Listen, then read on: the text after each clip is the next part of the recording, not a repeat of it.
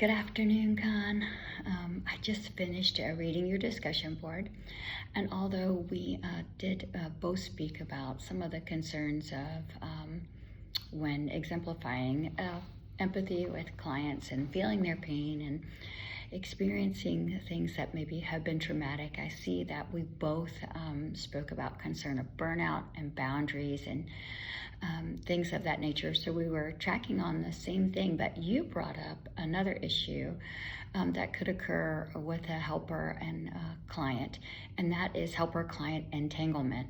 So I see where a helper that fully immerses themselves in their client's pain and suffering could also fall into enmeshment with their client. And that was a great thought that I had not considered. But while I was researching for the discussion boards, I also found an article. It was titled "The Interplay Between Therapeutic Relationship and Therapeutic Technique, and It Takes Two to Tango." That was the title of it.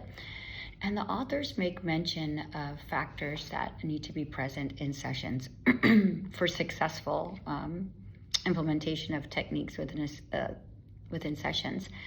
And it was, quote, "the creation of a positive, empathetic, safe, and solid therapeutic alliance." And that was Matos and DiMaggio 2023, can be found on page 1609. So in this article, they liken the successful therapeutic techniques or the way that they implement them to a dance between the helper and the client.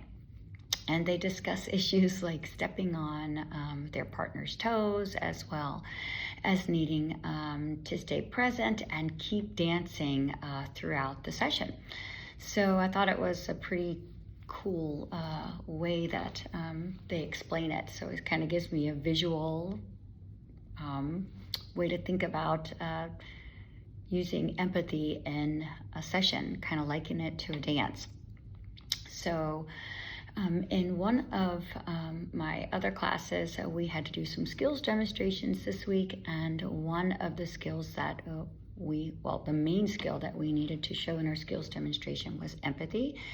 So although I did get a lot of great feedback, positive feedback about what I did in this session, what I like the most is when I have feedback that tells me things I need to brush up on, or things that I can improve, or even things that I didn't put in my skills demonstration that I needed to. So it appears that in my last demonstration, they said I did a good job sitting with the client in their pain and being attentive. But what I needed to work on more than that was my reflective statements. So the client had mentioned that he had grief and since his mom passed, and he had a really big adjustment learning to fill his time because he spent so much time taking care of his mom. So I did a little bit of reflection, but mostly just summarizing or restating what he said. And I did have empathetic tone and whatnot, but I think what would have been better if I would have let him and conveyed things like, "That sounds like it's painful," or "I'm sure that it's hard to fill your time now, must feel like an emptiness or a void." So even if I would have misidentified the emotion or the feelings that he was having, it would have been a way to get further understanding from the client, and would have affirmed to the client that I was listening. So either way, I think that it would have been a better way than just restating. So that's something I'm going to work on. So empathy, as it turns out, is like a dance. Knowing when to sit quietly and let the client share, being careful not to interrupt by way of stepping on their toes, and knowing when to take the lead, to momentarily reflect. So the dance example will prove to be very helpful in my next skills demonstration. I'm hoping maybe it will be helpful to you too, and maybe it'll take a bit of the pressure off of me. So I was also reading in Ecclesiastes pertaining to a time for everything, a time to be born, a time to die, to plant and to uproot, kill and to heal, tear down and to build, weep and a time to laugh, and a time to mourn and a time to dance. That's New International Version 3:1-4. So what's interesting is the verses that say a time to weep and a time to laugh and a time to mourn and a time to dance.